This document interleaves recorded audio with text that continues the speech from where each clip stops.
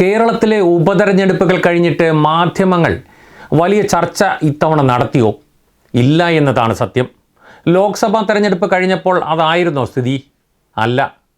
ലോക്സഭാ തെരഞ്ഞെടുപ്പിൽ ഇടതുപക്ഷ ജനാധിപത്യ മുന്നണിക്ക് 33.35% വോട്ടും ഒരു സീറ്റും മാത്രമാണ് ലഭിച്ചത്. ഇതിൻ്റെ പേരിൽ ഇടതുപക്ഷ ജനാധിപത്യ മുന്നണിയുടെ ജനകീയ അടിത്തറ തകർന്നിരിക്കുന്നു എന്ന വ്യാപകമായ പ്രചരണ വേലയാണ് UDFിൻ്റെയും മാപ്രകളുടെയും ഭാഗത്തു നിന്നുണ്ടായത്. ഇപ്പോഴത്തെ മൗനത്തിൻ്റെ കാരണം മറ്റൊന്നുമല്ല.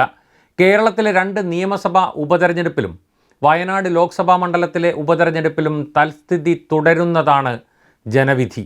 എന്നാൽ ഈ തെരഞ്ഞെടുപ്പ് ഫലങ്ങൾ സംസ്ഥാന സർക്കാരിനെതിരായ ഭരണവിരുദ്ധ വികാരമാകുമെന്ന UDFിൻ്റെയും BJPയുടെയും വലതുപക്ഷ മാധ്യമങ്ങളുടെയും കൊണ്ടുപിടിച്ച പ്രചരണത്തെ നിഷ്പ്രഭമാക്കുന്ന ജനവിധിയാണുണ്ടായത്.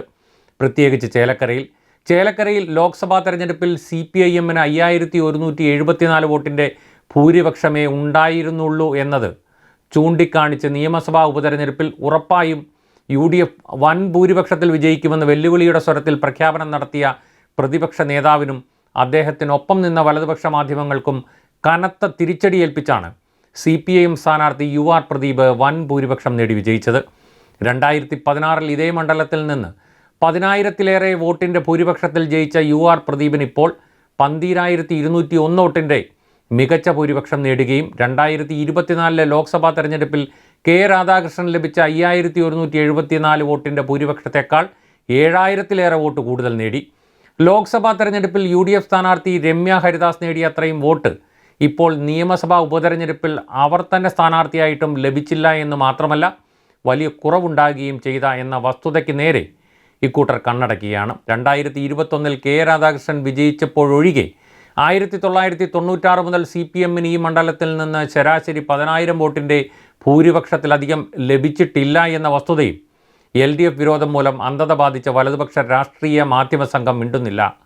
BJPക്ക് വോട്ട് അവിടെ വർദ്ധിച്ചപ്പോൾ കുറഞ്ഞത് കോൺഗ്രസിൻ്റെ വോട്ടാണെന്നതും ഇക്കൂട്ടർ മൗനം പാലിക്കുകയാണ്. യഥാർത്ഥത്തിൽ ചേലക്കരയിലും പാലക്കാട്ടെയും ഉപതെരഞ്ഞെടുപ്പ് ഫലങ്ങൾ LDF സർക്കാരിനനുകൂലമായ ജനവികാരത്തിൻ്റെ പ്രതിഫലനമാണ്.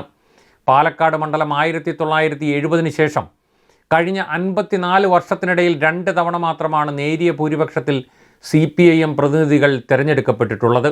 ബാക്കി എല്ലായ്പ്പോഴും UDF മാത്രം വിജയിച്ചിട്ടുള്ള, ഒപ്പം BJPക്ക് ഗണ്യമായ സ്വാധീനമുള്ള കഴിഞ്ഞ 3 തെരഞ്ഞെടുപ്പുകളിലും 3ാം സ്ഥാനത്തായിരുന്ന CPIM ഇപ്പോൾ വോട്ടിൻ്റെ കാര്യത്തിൽ നില മെച്ചപ്പെടുത്തിയിട്ടും വലതു മാധ്യമങ്ങൾ അക്കാര്യം പറയുന്നില്ല.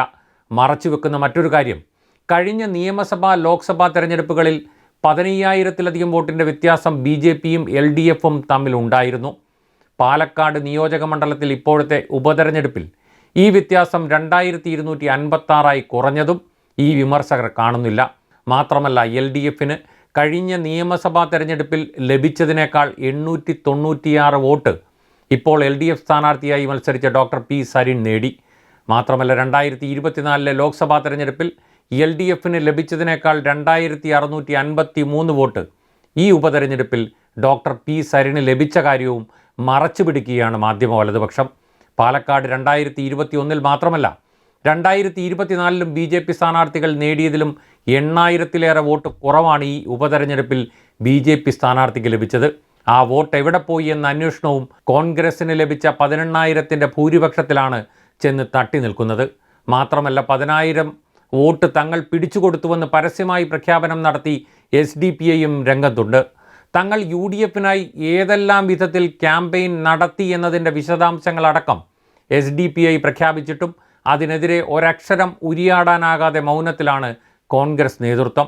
മത തീവ്രവാദ പ്രസ്ഥാനങ്ങളായ SDPIയുടെയും ജമാഅത്തെ ഇസ്ലാമിയുടെയും ഒപ്പം BJP RSSൻ്റെയും കൂട്ടുപിടിച്ചുള്ള കോൺഗ്രസിൻ്റെ വിജയം കേരള രാഷ്ട്രീയത്തിലെ അപകട സൂചനയിലേക്കാണ് വിരൽ ചൂണ്ടുന്നത്.